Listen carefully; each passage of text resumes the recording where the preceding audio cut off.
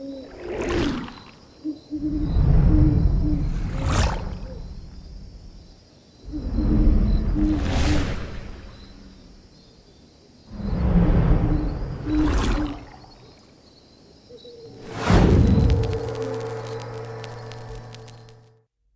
name is Brady.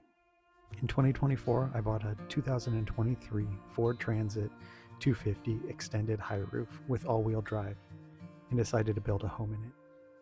In this video, I'll show you the steps I took in building it. Along the way, I'll tell you everything I can about how I did it, what I struggled with, and what I'd do differently. I purchased the van used from a dealership. It was in great condition with only about 68,000 miles on it. It came pretty clean already, so there was minimal cleaning to do along the way. I started by applying sound deadening. For this, I used 50 square feet of 50mm kill mat. This was plenty for me. I covered as many areas as I could, with an extra focus on the wheel wells and the sidewalls. Then it was onto the subfloor.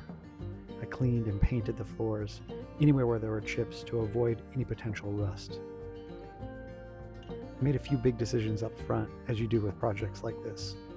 One I'm very happy with, the other I'm not so pleased with. What I'm happy about is using plastic spacer strips between the ribs and the floors. I'd seen some other van builds where water leaked under the subfloor and rotted and molded. I was able to find nearly perfect fit plastic strips in a big box hardware store. The other was I used ZipSystem sheathing, which is a water-resistant sheathing and much less likely to swell, dissolve, or rot when wet. It was great peace of mind. Here I'm scribing out the shape of the floor with cardboard. For this, I just used a slender stick I had lying around with a marker taped to it. Simple, effective, and free. Next, I cut out the shape and refined as needed.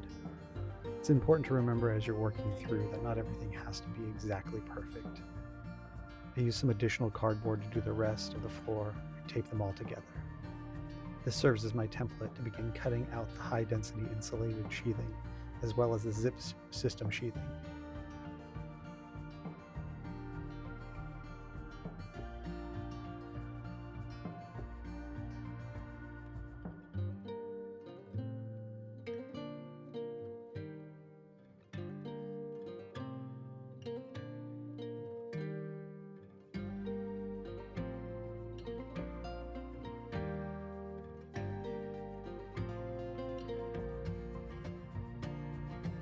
Here is the 1-inch insulation complete. Next, it was on to making my first official wood cuts on the subfloor. I started by trimming down one of the pieces.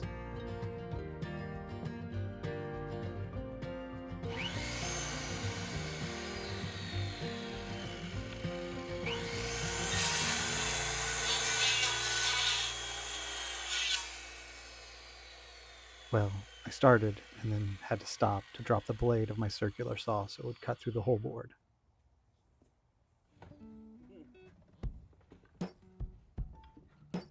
This type of sheathing is more expensive and does add more weight than the standard piece of plywood. It's about 20 or so pounds more, but it's well worth it, knowing that it will last in the event of a big water spill. I used 3 sheets to cover my floor.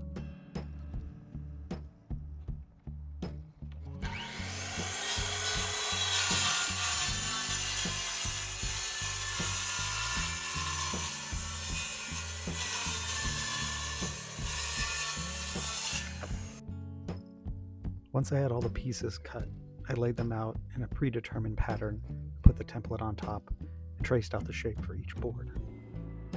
This is where I can tell you about the issue that still haunts me to this day. I used the same pattern layout for the insulation board as I did for the sheathing.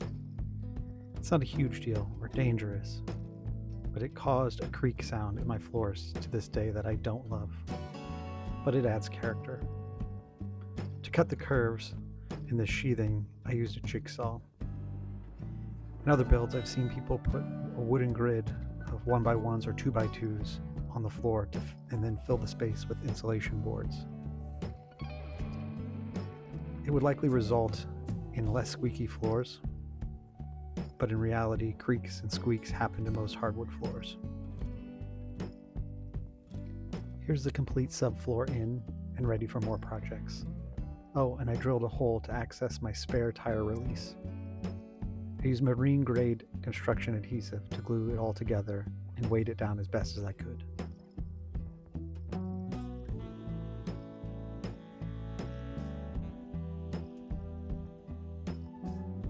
This was definitely the scariest part.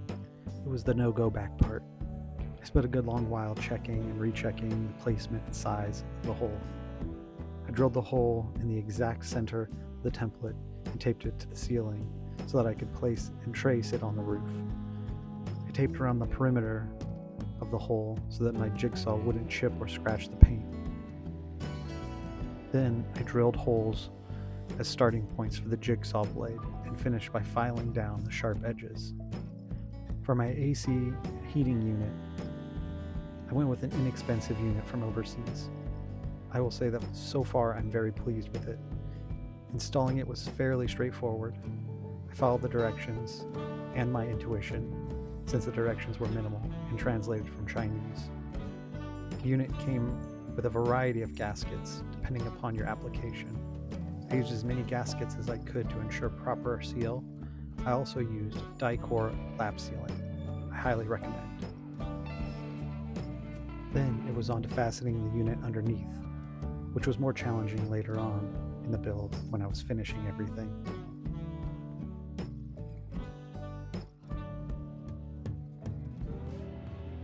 The furring strips are an essential and critical part of the build. They're what all your walls and cabinets will be fastened to. I used 1/2-inch plywood cut down to about 3-inch wide strips. I decided early on that I'd go with rivnut route instead of self-tapping screws. Rivnuts create a stronger bond and are more difficult to work with when attaching. Essentially, you have to figure out how to mark the exact point on the backside of your furring strip exactly where your rivnut is on the body of the van, which rarely has straight flat surfaces on it. What I ended up doing was taking an unused rivnut and putting a small piece of a wooden skewer in it so that it stuck out. Then I used some colored chalk at the end of that skewer. When I placed the rivnuts in the holes in the van and then placed the furring strip over and pressed, it left a chalk mark exactly where I needed it. They sell similar items, but this was another cost saving.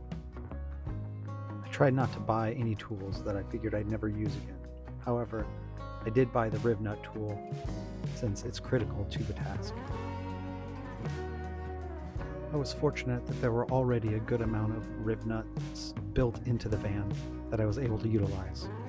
However, for many, I had to drill a hole before installing the rivnut. This part of the build felt mostly like I was winging it. I essentially was trying to estimate where I'd need support for walls and cabinets down the line. I had already made drawings of where everything would go, so adding the furring strips was basically just working back from that. As you can see, I did a lot of horizontal strips, and I tucked the AC heating cable wires through the cavity of the walls. Additionally, you can see my vinyl flooring rolled up on the floor. You'll see that installation in a future video.